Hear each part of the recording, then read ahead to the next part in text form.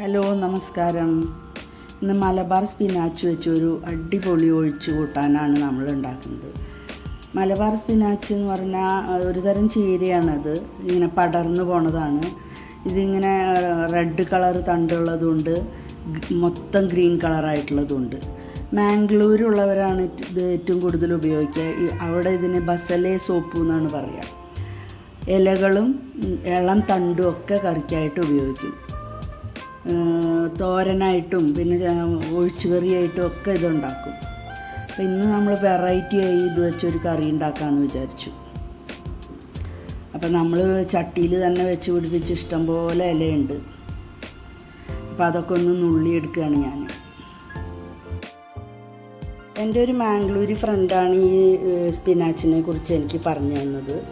പിന്നെ ഞാൻ ഇതിൻ്റെ ഒരു തൈ കൊടുന്ന് വെച്ചു. അത് വലുതായി, അതിൽ നിറച്ചും കായുണ്ടായി.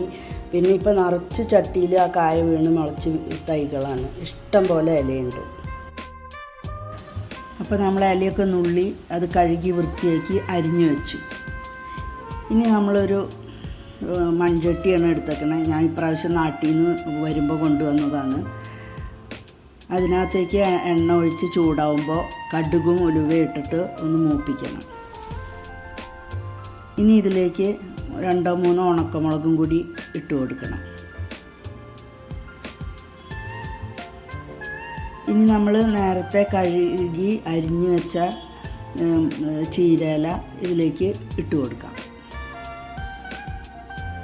ഞാൻ കുറച്ച് ചീരയില എടുത്തിട്ടുള്ളൂ. ഈ ചാറുകറി ഉണ്ടാക്കാൻ കുറച്ച് മതി.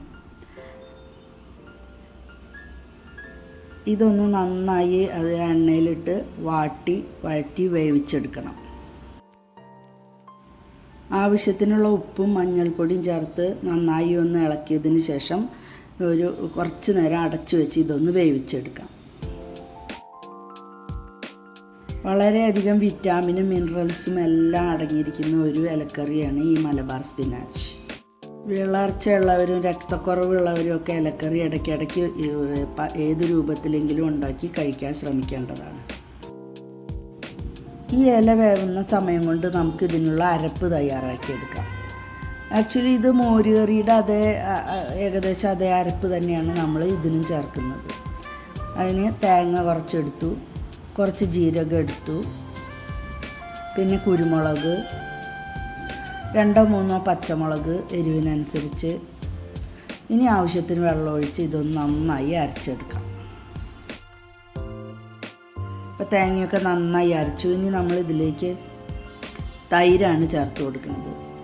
ആ പുളി എത്രത്തോളം ആവശ്യമുണ്ട് അതിനനുസരിച്ച് തൈര് ചേർത്ത് കൊടുക്കാം. പുളി കുറവുള്ള തൈരാണെങ്കിൽ കുഴപ്പമില്ല, അല്ലെങ്കിൽ നോക്കിയിട്ട് ചേർക്കണം, അല്ലെങ്കിൽ പുളി കൂടി പോകും. ഇപ്പോൾ നമ്മുടെ ഇലയൊക്കെ നന്നായി വെന്ത് കഴിഞ്ഞു. ഇനി നമ്മുടെ അരപ്പ് ഇതിനകത്തേക്ക് ചേർത്ത് നന്നായി ഒന്ന് ഇളക്കി എടുക്കാം.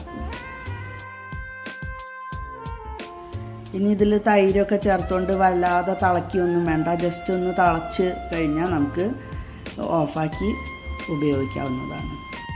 ഉപ്പും പുളിയൊക്കെ ആവശ്യത്തിനുണ്ടോ എന്ന് ചെക്ക് ചെയ്ത് ചേർത്തതിന് ശേഷം അടച്ചു വെച്ച് ഒന്ന് തിളപ്പിക്കാം. ഇതിപ്പോൾ കറിയൊക്കെ തിളച്ച് റെഡിയായി കഴിഞ്ഞു. ഇനി സ്റ്റൗ ഓഫ് ചെയ്യാം. ഈ കറി പാലക്ക് വെച്ചോ ചീര വെച്ചോ മുരിങ്ങയില വെച്ചോ ഒക്കെ നമുക്ക് ഉണ്ടാക്കിയെടുക്കാവുന്നതാണ്. അടിപൊളി ഒരു കറിയാണ്. അപ്പോൾ എല്ലാവരും ട്രൈ ചെയ്യണം, ഫീഡ്ബാക്ക് അറിയിക്കണം. Thank you.